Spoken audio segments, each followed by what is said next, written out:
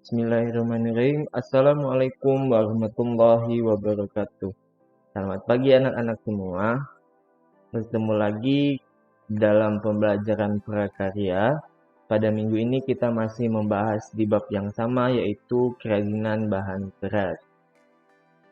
Adapun kompetensi dasar yang akan kita pelajari hari ini yaitu 3.2, menganalisis prinsip perancangan, pembuatan, dan penyajian produk kerajinan dari bahan keras yang kreatif dan inovatif.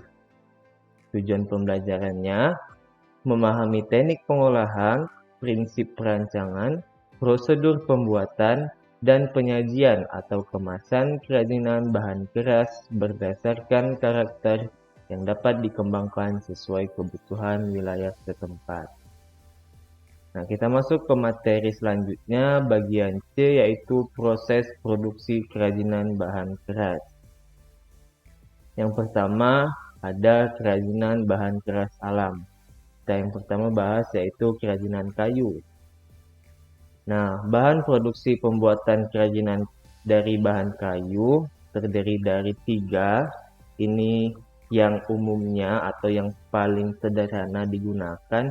Yang pertama, kayu itu sendiri, kemudian lem kayu, dan cat kayu. Biasa selain menggunakan cat kayu juga menggunakan vernis saja. Jadi hanya untuk mengkilapkan agar motif dari kayu itu sendiri tidak tertutupi oleh warna dari cat kayu.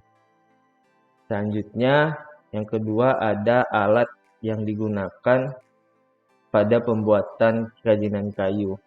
Yang pertama ada gergaji, ini biasa untuk memotong secara manual. Kemudian ada B itu pahat untuk membuat pahatan di kayu.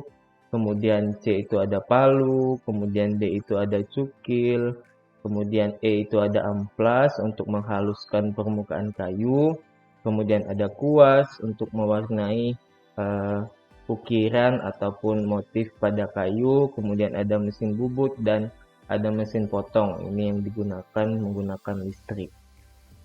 Nah, selanjutnya produk kerajinan dari kayu.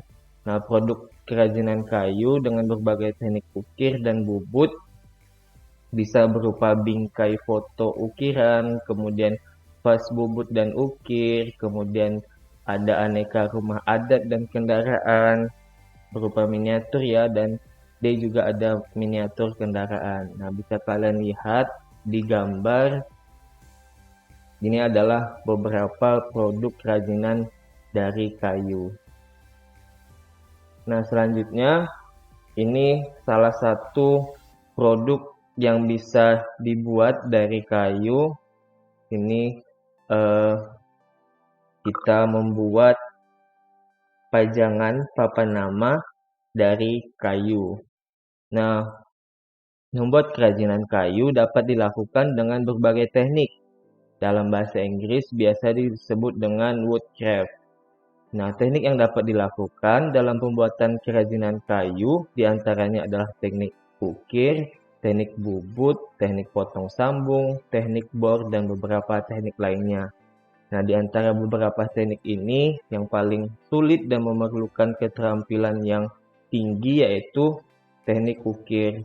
Karena ketika pengrajinnya salah dalam membuat ukiran, maka harus mengganti dengan bahan yang baru. Nah, ini salah satu contoh pembuatan papan pajangan nama dari kayu.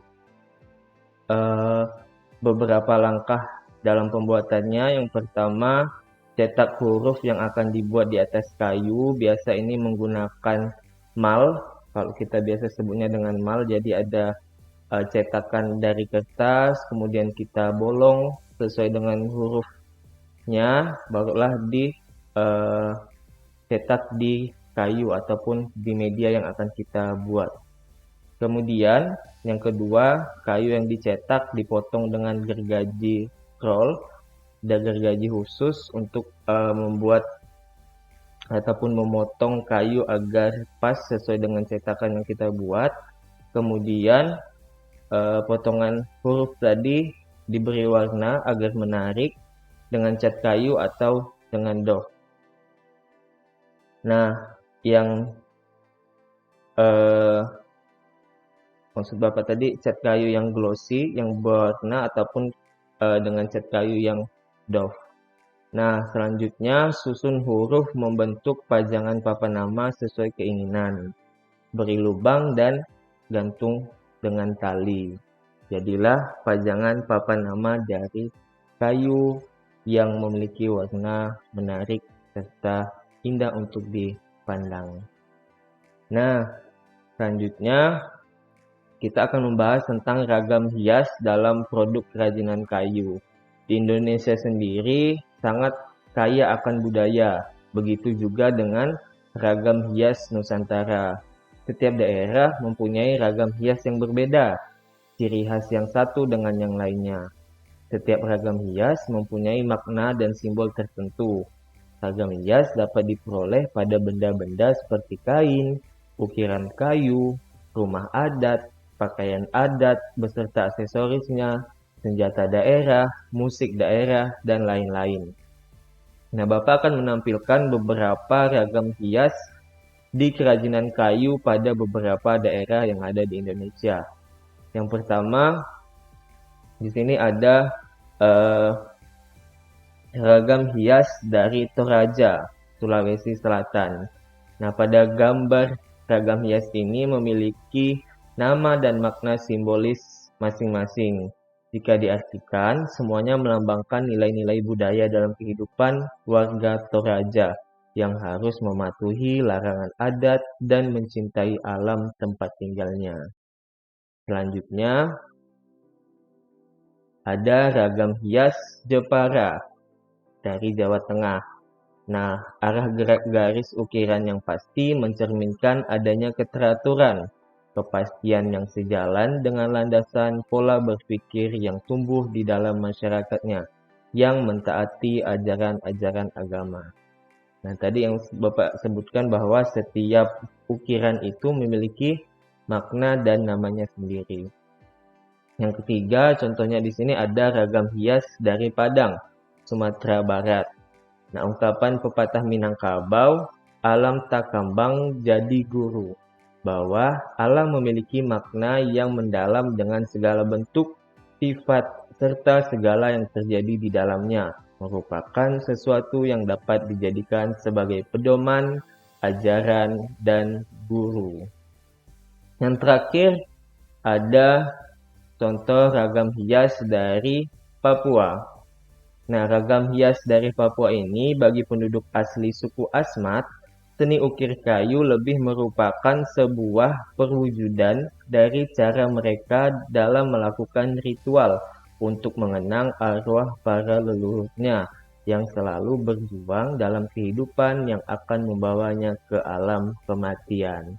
Nah, ini adalah beberapa contoh ragam hias di beberapa daerah di Nusantara dengan segala nama dan makna yang berkembang dari turun-temurun secara terus-menerus yang ada di tempat atau daerah tersebut. Nah, tugas kalian adalah mencari satu motif khas Kalimantan Barat yang terdapat pada kerajinan kayu. Kirim foto motifnya ke Google Classroom, kemudian pada kolom komentar, silakan kalian tulis nama motifnya serta makna yang terkandung pada motif tersebut sesuai dengan kepercayaan ataupun tradisi yang diturunkan dari leluhur di daerah tersebut. Nah, mungkin itu saja yang dapat Bapak sampaikan pada pertemuan kali ini. Silakan tugasnya dikerjakan, dikumpulkan hari ini, Bapak tunggu. Kurang lebihnya Bapak mohon maaf. Bapak akhiri wabillahi taufiq wal hidayah. Wassalamualaikum warahmatullahi wabarakatuh. Sekian dan terima kasih.